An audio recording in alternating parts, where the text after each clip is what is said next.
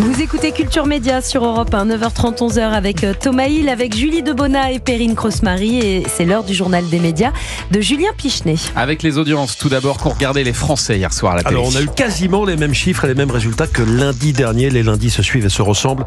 TF1 était en tête des primes avec Carpe Diem et Samuel Le Bihan. 4 800 000 téléspectateurs. Un tout petit peu moins que la semaine dernière. On était à 5,2 millions.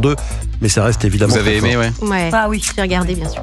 Et deuxième, M6 avec Marié au premier regard, 2 millions 100. Ça casse pas forcément la baraque au niveau des chiffres, mais ça suffit pour être deuxième. France 3 complète le podium avec le film Une fan de ménage, diffusé bien sûr en hommage à Émilie Dequesne, 1 600 000 téléspectateurs. Et puis du côté des matinales, Thomas, l'écart se creuse de nouveau entre Bonjour la matinale sur TF1 et Télématin. 300 000 hier pour Bruce Toussaint sur TF1, 720 000 pour France 2, 420 000 d'écart. On est revenu dans les fourchettes habituelles.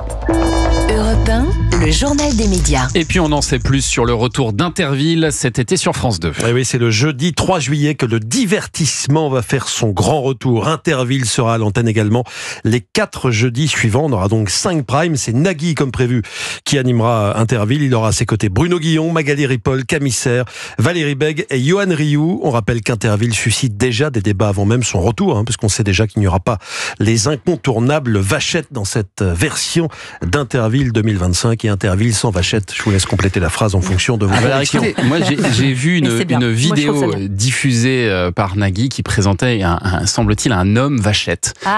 Donc, semble-t-il, il y aura un personnage qui va venir remplacer cette vachette, peut-être avec des cornes sur la tête, je ne sais pas. Je valide. Vous validez, moins dangereux. Et puis des infos sur le jury de la prochaine saison de The Voice Kids. D'après le journaliste indépendant Clément Garin, le tournage de la 11e saison va débuter dans quelques semaines avec un tout nouveau jury. Bon, il y a Patrick Fiori qui va rester, mais Lara Fabian, Claudio Capeo et Slimane ne seraient pas reconduits selon lui. Alors, il serait remplacé par Santa, qui vient souvent nous rendre visite ici dans Culture Média.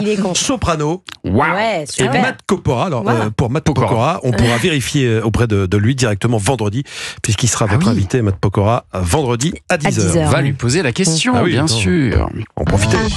Et puis les plus fidèles s'en souviennent, il y a 2 semaines, on vous a parlé de quelques nouveaux concepts intéressants venus de l'étranger. Eh bien, l'un d'entre eux, The Box, vient d'être acheté par TF1. C'est assez intriguant, il faut le dire. C'est un programme compétitif norvégien qui cartonne à l'étranger et qui va donc débarquer prochainement en France. Le principe de The Box, 12 personnalités sont placées chacune dans une boîte, une sorte de container jaune. Ces boîtes sont déplacées dans un endroit mystérieux, en pleine nature. On les jette comme ça dans la nature.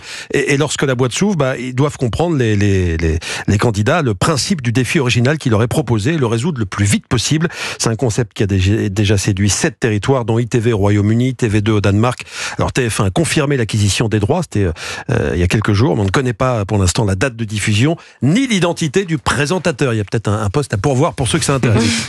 Et puis on reste sur TF1 qui met fin à Panda avec Julien Doré et Commandant Saint-Barth avec Florent Père. Est-ce que c'est la faute des audiences? Panda alias Julien Doré ne reviendra pas pour une 3e saison à cause, ça c'est la version officielle de l'emploi du temps du comédien chanteur. Moi je veux y aller. Il va partir en tournée. On l'adore. Agenda très chargé. Il faut dire que la 2e saison de Panda avait quand même un petit peu moins captivé les téléspectateurs. On était passé de 4 700 000 à 3 300 000 en moyenne. Florent Père, reste fort. J'adorais. Petite baisse, mais bon, ça reste fort. C'est pour ses concerts, j'en suis sûr.